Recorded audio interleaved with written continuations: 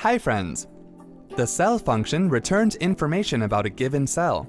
This information can be in relation to the contents, formatting, or location of the cell.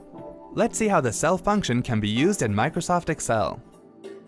Open the desired Excel worksheet. Here, for demo purpose, we are using a worksheet according to the cell function. The cell function syntax has the following arguments.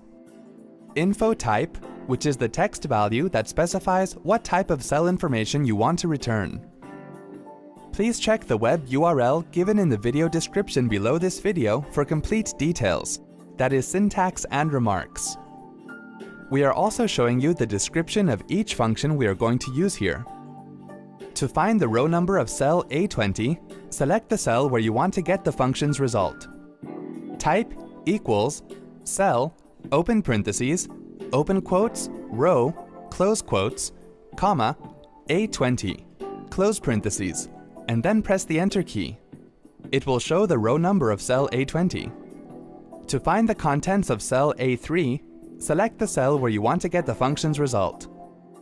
Type equals cell, open parentheses, open quotes, contents, close quotes, comma, A3, close parentheses, and then press the Enter key. It will show the contents of cell A3. To find the data type of cell A2, select the cell where you want to get the function's result. Type equals cell, open parentheses, open quotes, type, close quotes, comma, A2, close parentheses, and then press the Enter key. It will show the data type of cell A2.